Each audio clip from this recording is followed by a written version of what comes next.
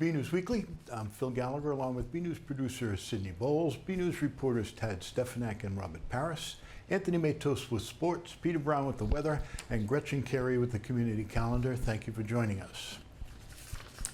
Burlington has joined the growing list of towns and cities in eastern Massachusetts to comply with the MBTA Communities Act. That's, of course, the 2021 law requiring transit-adjacent communities to create zoning for more multifamily housing. It was a proposal the planning board built with the help of a working group.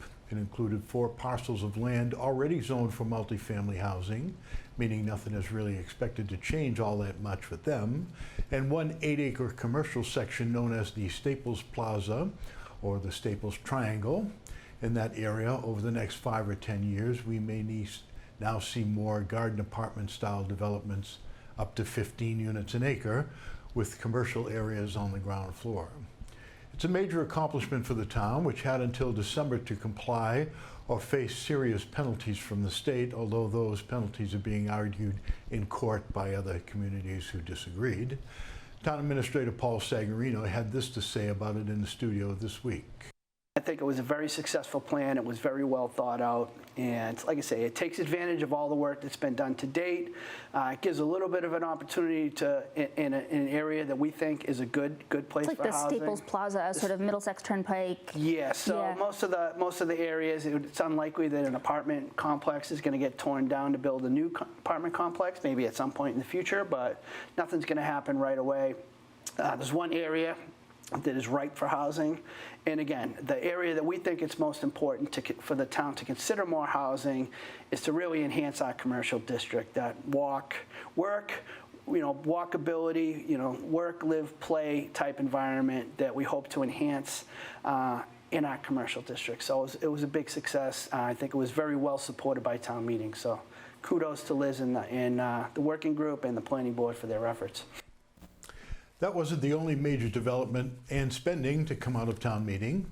As you'll remember, last week the body passed the FY25 budget and the police station and a number of other capital projects.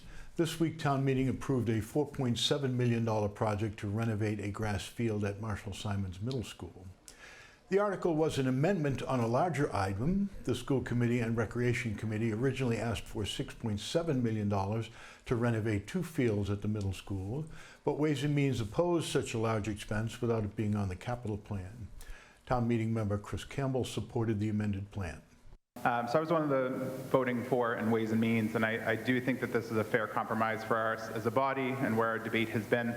I will say, as having a daughter who's just started using the middle school field, there was a great nor'easter last November where we were on the main middle school field, and I was just watching the water level rise on this brush field. And it was the first time I really started to pay attention to that field and just how poorly damaged it is.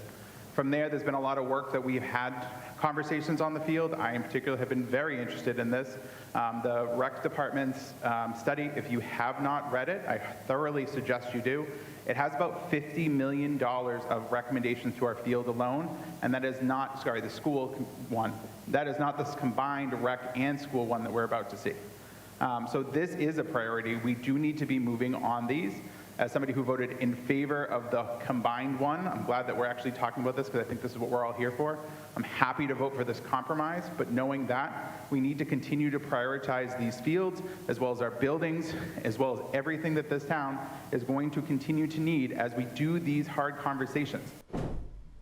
Town meeting also approved modernizations for the planning board's zoning use table, and changes to the parking and landscaping requirements for businesses in town. And also this week, town meeting discussed, but did not vote on a plan to change the town clerk position from an elected to an appointed role. Current clerk, Amy Warfield, who is hoping to retire soon, says she brought up the idea because there isn't necessarily a qualified person waiting in the wings. Elected positions are usually won by people who know the town or are known in town. They have passion for the town, and they will know the players who are in town. But some of the problems with the elected position for a clerk is that they may not know the fundamentals of the town clerk job. Town meeting postponed voting on the article and asked the administration to come back in September with more details on how an appointed position might work. And yet another significant item came out of town meeting. Parks and Recreation was awarded $2.3 million to renovate Overlook Park. BNEWS producer Sydney Bowles spoke with Parks and Rec Director Brendan Egan about the plan. Overlook Park sits near Burlington's border with Woburn and on the edge of the Little Brook Conservation Area. It's a property with kind of an interesting history, as documented by BNews and Robert Fahey of Burlington Retro back in 2022. So we're looking at these old buildings that used to be part of the military operation back in the Nike missile days. The fear was that the Soviets would send aircraft over the North Pole without warning and start bombing our major cities. So we have a major city behind us. In fact, you can see the skyline from where we are. So along the, at the time, new Route 128 corridor, we set up a kind of a final defense line to bomb the aircraft before they could bomb our cities. Right now, Overlook Park has a playground, some green space overlooking Boston, and storage facilities for Parks and Recreation's operations and programming divisions, as well as the building where the Burlington Players perform. It's always been a park, been underutilized as a park, and we saw the opportunity when the maintenance operations moved out of here to really reclaim the property for park purposes, full park purposes, and we have a great foundation to do that. The $2.3 million approved by town meeting means the department can completely reimagine this little corner of town. We'll remove the foundations for the both garages that came down, and then as we move up the hill, we'll have an accessible roadway up the hill for vehicles, and there'll be 4 accessible parking spots up on the hill here, one halfway up above the sledding hill and one all the way up at the top. There will be an accessible trail system going up through the woods. There is a path at the top that connects to the accessible parking space here. There's a pathway that goes over to the Little Brook Conservation Area and connects to their trails.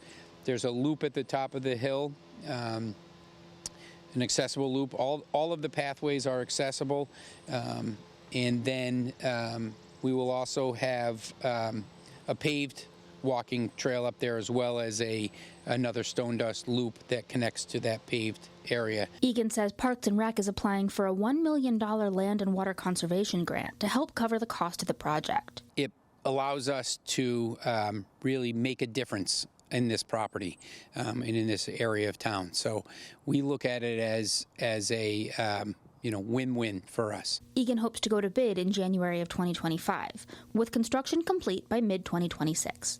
For BNews Weekly, I'm Sydney Bowles. Does all this town meeting action seem like fun to you? For the people who give their time to keep our government running, it's more than fun. Some town meeting members shared their reasons for stepping up. Let's watch.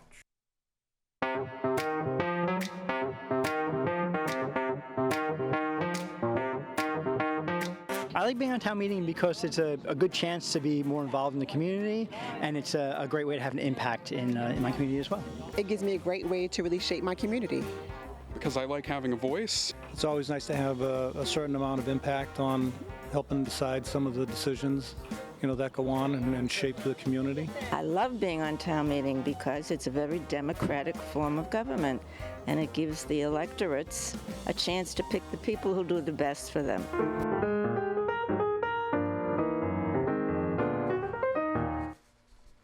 A few weeks ago on this program, we brought you the news that longtime Conservation Administrator John Keeley was retiring, and now the town has named his replacement. Assistant Administrator Eileen Coleman has been promoted to the top job. Town Administrator Paul Sagarino praised her performance in the office.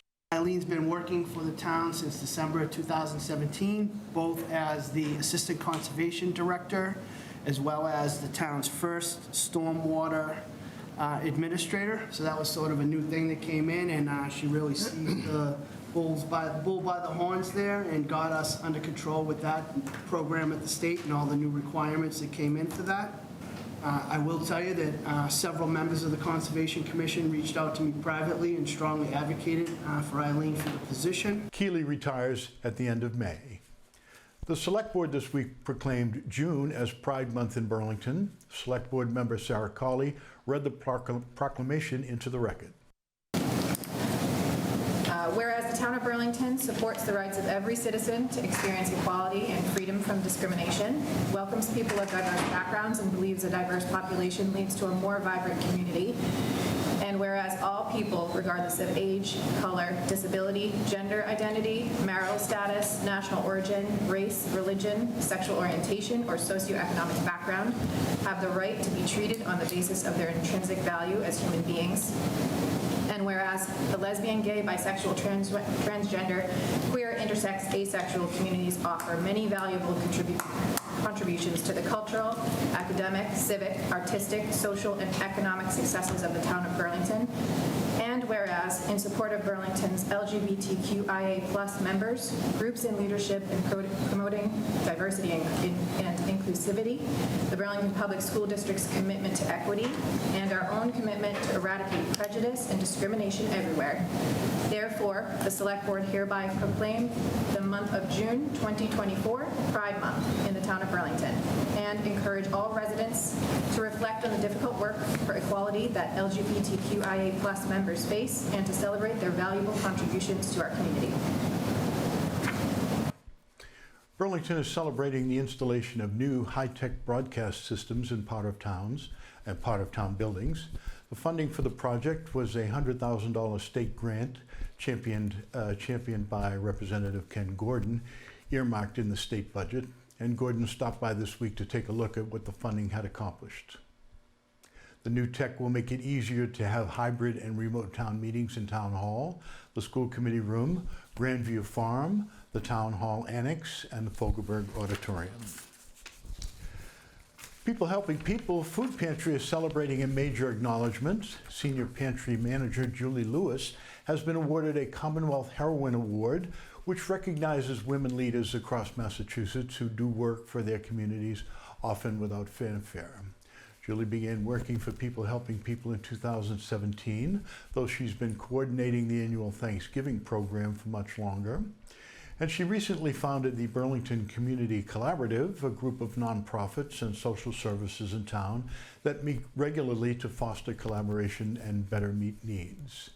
Julie will receive the award in person at the Mass State House in a ceremony on June 14th. Monday is Memorial Day, and Burlington Scouts are out in full force this week in preparation, honoring fallen soldiers with flags on their gravestones. Here's Tad Stefanak with more.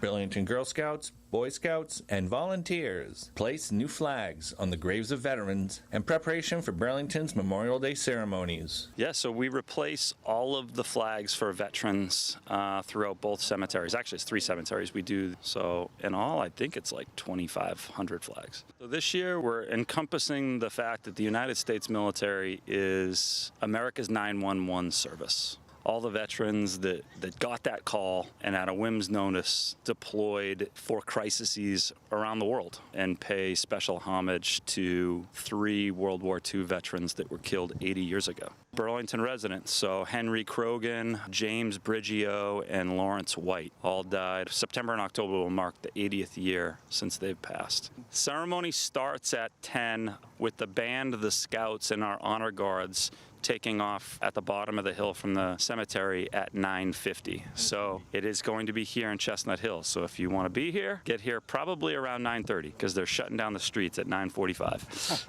All right, great. From Chestnut Hill Cemetery, I'm BNEWS reporter Tad Stefanak.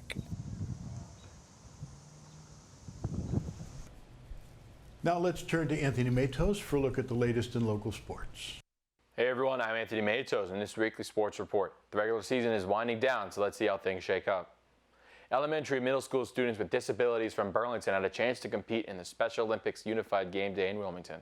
BNews sports reporter Robert Paris has more. Burlington elementary and middle school students this month participated in the Special Olympics Unified Game Day, a chance for students with disabilities to show off their athletic prowess. We have participants and athletes from Pine Glen, Francis Wyman, the middle school, all excited with their partners to participate in this program. Very lucky to have the best SROs, I think, around. So we have Vito Costa and Dom Colicchio from Burlington Police Department that joined us, as well as Burlington Fire Department. They offered us a nice entrance to join the games today. Carrying the Olympic Games torch in the event, which was held in Wilmington, was Marshall Simons middle school student Suban, who was running alongside school resource officer Dom Colicchio. I carried the torch and I ran with I did running with the torch. Yes, I was excited to run with the torch. How did it feel when everyone was clapping and cheering? I felt happy. I loved running with Suban and one of our other buddies, Thomas. You know, it's a great experience coming down, getting the cheers. Suban was a celebrity, waving, seeing everybody. Maybe see everybody. Just like he is now. I've been doing that at the police event. That's right. And Suban was so excited. He was talking about this for months. We were so excited to open up the ceremony. Members of the BPS school department were there to support Burlington students, including Superintendent Dr. Eric Conti and Assistant Superintendent Dr. Lisa Chen. Both administrators had nothing but good things to say about the program. Mrs. Ciccolini does awesome work. This is so exciting for the kids. We're so happy to be here. Wilmington does a great job hosting, and I only hope at some point in future years we can actually host in Burlington. Billerica has joined us, so the 3 communities here and the Special Olympics continue to grow. So again, excited. Wouldn't happen, again, without the support of Mrs. Ciccolini and her staff. I'm just very excited to be a part of this and really thank again Christina Ciccolini, Kristen DeMarco for all their hard work, and also Eric Conti as well too. And just very excited to see all the kids and be a part of this event. And I really hope that one day we also host this at Burlington High School or in Burlington Middle School. And just best of, I hope that everyone has fun today. What I love about this event is the sense of belonging and inclusivity that it promotes. This morning, as our athletes left Marshall Simons Middle School, our athletes were rock stars this morning. So I really think events like this bring our community together and really demonstrate our core belief of inclusivity. Burlington Public Schools really appreciates Wegmans and all that they have done for the school district. They made a sizable donation to today's Unified Games, and we really are very grateful that they're here in our community. From Wilmington High School, I'm Robert Paris for BNEWS Weekly. Softball had 2 matches this past week against Westfield High and Westford Academy, losing both by the same score of 9-1. Their record stands at 9-10 and currently sit at 33rd place as of May 24th. Burlington baseball went 2-1 this week after blowout wins versus Stoneham 10-2 and Bedford 9-1. Then on Tuesday the 21st, they played Bedford again and lost 4-1. Their record sits at 10-8 and they will play Linfield in the Brendan Grant baseball tournament on Friday and Saturday. Updates next week. The Devs sit in 24th place in the MIA standings. Girls lacrosse went 2-2 this week to finish up their season. Wins over Masconomet 13-10 and Stoneham 16-4. Losses to Weston 16-10 and Chelmsford 16-2. Next up is the MIAA playoffs with updates next week. Though the standings are not finalized, Burlington sits at 12-7 and currently sit in 9th place. Boys lacrosse won both of their games this past week. On the 23rd against North Andover, they won 15-13. And we have these highlights from the Friday game against Stoneham. It was the final home game of the regular season at Varsity Field for Red Devil Lacrosse against the Stoneham Spartans on May 17th. In the first quarter, the Devils scored 4 goals and Stoneham had 1. Burlington added 5 more goals in the second, 9-1 at half. In the third, Burlington got 1 goal while Stoneham added 2, 10-2. The Red Devils finished it off in the fourth with another 5 goals and Spartans with 1. 15-3, the final. The boys finished the season at 14-4, and while the standings aren't updated, they sit in 5th place in the MIA standings. Girls tennis finished up the final week of the regular season with matches against Arlington and Bedford. A 4-1 loss to Arlington and a 3-2 win over Bedford put the Lady Devils at 11-6 and currently sit in 9th place. Boys tennis finished up the final week of the season with a 2-2 record. With wins against Melrose 5-0 and Lincoln Sudbury 4-1, they lost to Arlington 4-1, and we have these highlights of the regular season finale. It was the last regular season meet for boys tennis as they competed with Bedford High School. A matchup that we focused on was second doubles, with Aditya Pathak of Burlington and Jeremy Gu of Bedford. It took 3 sets to decide a winner, with Pathak taking the first and third sets 7-6 and Gu 6-4 in the second. In first singles, Dylan DeBrown of Bedford defeated Soham Shah in both sets 6-0. At third singles, Andrew Pearl defeated Adit Nani of Bedford 6-0. At first doubles, Logan Cox and Spencer Ghost of Bedford defeated Chris Sony and Alvin Wynn of the Devils 6-2 and 6-4 in the first and third set. Burlington won in the second set 6-4. At second doubles, Lito Nataliro and Charles Demio of Bedford defeated Rohan Pratik and Abe Jumat. Bedford won in the first and third set 6-2 and 6-4 respectively. Burlington won in the third set 7-6. Final record for the Devils is 12-6 and currently sit in 8th place. Athletes from boys track are competing in the MIA Divisional Tournament this past Thursday and Saturday. On Thursday, some of the performances mentioned were Julian Saga getting 8th place in the discus throw, Alex Murray getting 4th in the 400-meter hurdles, and the pentathlon team of Ryan Brooks, Leon Sakandi, Charles Desmond, and Matt Conti taking 4 out of the 8 medals. You can check out the full results at the following website, and we will update you guys on Saturday next week. On the topic of track, 5th grade students from across all 4 Burlington elementary schools gathered at Varsity Field to run fast and throw far. I have this report. On a blazing hot Wednesday morning, 5th grade students across all Burlington elementary schools got together for the first ever track meet in their grade level. Senior BHS intern Kevin Conti was the brains behind the operation. So I did a lot of the track stuff. I organized a lot of the events. I did a couple of the posters, stuff like that. Kind of like the logistics of the meet as well. There was a lot of obstacles, stuff you wouldn't think about, like nurses and like permission slips and stuff like that. A lot of stuff that I wasn't ready for in the beginning, but we got through it. So Amy Dowdy helped Kevin with the planning and guided him in the right direction. There was a lot of coordinating behind the scenes. We had all 4 schools here, so we had all 4 principals, we had all 5th grade teachers, we had permission slips from all of the parents, so working with the nurses, working with food services. There was a lot that went into today's event, but everyone was really excited for it to happen, so everyone was willing to do the work that went into it. It was an extremely successful day, and a plan is in the works to keep the track meets going annually. We saw so many smiles today. We had a great turnout from the parents. We had great support from our administration. Absolutely going to do this again. I think everyone had so much fun. I can't wait for the next one. From Varsity Field, I'm Anthony Matos for BNEWS Weekly. Boys volleyball went 1-2 this past week with a 3-0 win over Wakefield and back-to-back losses against Woburn 3-2 and Lexington 3-0. Next up is senior night on the 24th against Billerica. We'll have updates next week. Their record stands at 8-11 and sit in 20th place in the MIA standings. For more Red Devil action, go to bgettv.org/sports and check out our Twitter page at BNewsSports. It's all for now. I'm Anthony Matos. Back to you guys in the studio. Seasonable temperatures and some rain ahead for our Memorial Day weekend. Let's go to Peter Brown for the forecast and stay tuned for your community calendar with Gretchen Carey.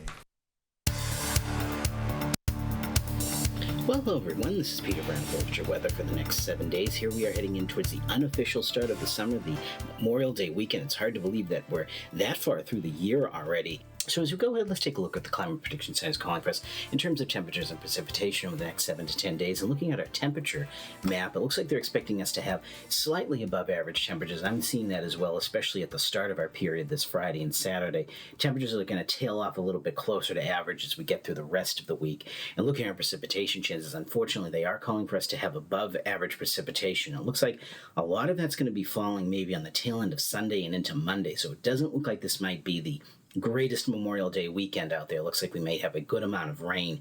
It looks like those rain chances are going to increase as we get towards the middle of next work week as well. So as we go ahead, let's take a look at those 7 days of weather coming up, and it looks like the real pick of the week is going to be, unfortunately, be Friday. It looks like our temperatures are going to be in the low to mid 80s, sunny skies out there.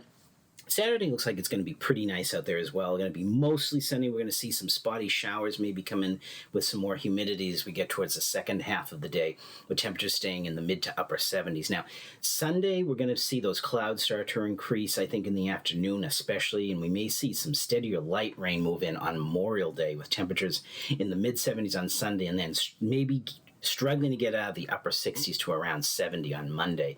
Now, as you head back to work on Tuesday, it looks like the sun is going to come back out and temperatures are going to skyrocket a little bit back up into the mid-70s again before some more rain moves in on Wednesday, with temperatures staying again around 70. And then it looks like the sun might be peeking out again as we get towards the end of the work week, with temperatures again in the mid-70s. So looks like we're going to have a little bit of a rainy stretch here coming up, showery out there, but it definitely looks like also that the humidity is going to be increasing. So it looks like we're going to be having some showery days, but also warmth with those as well. So everyone, get out there, enjoy the weather, and have a great week. Hi, I'm Amy Poehler, and you're watching BCAT. Go Red Devils.